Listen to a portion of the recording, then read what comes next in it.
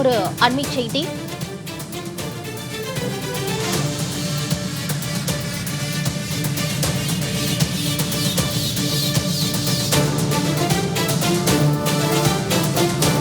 தற்பொழுது ஒரு அண்மை செய்தியை பார்த்து வருகிறோம். பள்ளியின் தாளாளர், முதல்வர் மற்றும் ஆசிரியருக்கு நிபந்தனை ஜாமீன் வழங்கி சென்னை உயர்நீதிமன்றம் உத்தரவு பிறப்பித்திருக்கிறது. அண்மை செய்தியாக பார்த்து வருகிறோம். விக்கிரவாண்டியில் பள்ளியில் சிறுமி கழிவுநீர் தொட்டியில் விழுந்த விவகாரத்தில் பள்ளியின் தாளாளர், முதல்வர் மற்றும் ஆசிரியருக்கு நிபந்தனை ஜாமீன் வழங்கி சென்னை உயர்நீதிமன்றம் தற்போது உத்தரவை பிறப்பித்திருக்கிறது. அண்மை செய்தியில் பார்த்து வருகிறோம். பாதிக்கப்பட்ட சிறுமியின் குடும்பத்திற்கு பள்ளியின் தாளாளர் மற்றும் முதல்வர் 5 லட்சம் ரூபாய் வழங்க நீதிபதி உத்தரவு பிறப்பித்திருக்கிறார். பள்ளி தாளாளர் உள்ளிட்ட 3 பேருக்கு ஜாமீன் வழங்கப்பட்டிருக்கிறது. மேலும் பாதிக்கப்பட்ட சிறுமியின் குடும்பத்திற்கு 5 லட்சம் ரூபாய் வழங்க உத்தரவு பிறப்பிக்கப்பட்டிருக்கிறது. பள்ளி தாளாளர் உள்ளிட்ட 3 பேர் சென்னையில் 1 வாரம் தங்கி மயிலாப்பூர் காவல் நிலையத்தில் கையெழுத்திட உத்தரவு பிறப்பிக்கப்பட்டிருக்கிறது. கூடுதல் விவரங்களோடு செய்தியாளர் மகேஸ்வரி இணைகிறார். வணக்கம் மகேஸ்வரி, இந்த உத்தரவு குறித்தான முழு விவரம்.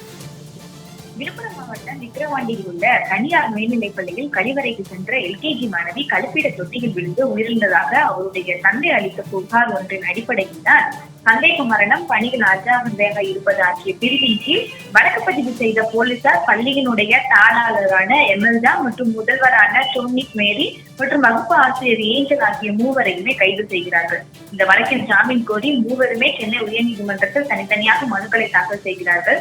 இந்த மனுக்கள் அனைத்துமே சென்னை உயர்நீதிமன்றத்தினுடைய நீதியரசர் ஏடி ஜெகதீஷ் சந்திரா அவர்கள் முறையில் விசாரணைக்கு எடுத்துக் கொள்ளப்படுகிறது. அப்போது மனுதாரர்கள் சார்பில் விழுப்புரத்தில் பெய்த கனமழையின் காரணமாக தொட்டி சரிவர பராமரிக்கப்படாமல் இருந்ததன் காரணமாக குழந்தை வழிமாறி சென்றதன் காரணமாகவும் இந்த நிகழ்வு என்பது நடந்ததாக மனுதாரர்கள் சார்பில் வாதங்கள் என்பது முன்வைக்கப்பட்டது.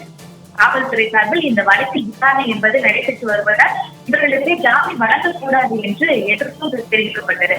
இதையடுத்து பள்ளியினுடைய தாளாளர், முதல்வர் மற்றும் வகுப்பு ஆசிரியர் ஆகிய 3வருக்குமே நிபந்தனை ஜாமீன் வழங்கிய நீதியரசர் 3வரும் சென்னையில் 1 வாரம் தங்கியிருந்து மயிலாப்பூர் காவல் நிலையத்தில் கையெழுத்திட வேண்டும் என்ற ஒரு நிபந்தனையை தற்போது பிறப்பித்துள்ளார்கள். மேலும் பள்ளியினுடைய தாளாளர் மற்றும் முதல்வர் பாதிக்கப்பட்ட சிறுமிக்கு 5 லட்சம் ரூபாய் வழங்க வேண்டும் என்றும் தற்போது நீதியரசர் உத்தரவு ஒன்றை பிறப்பித்துள்ளார்கள். வர்ணியா,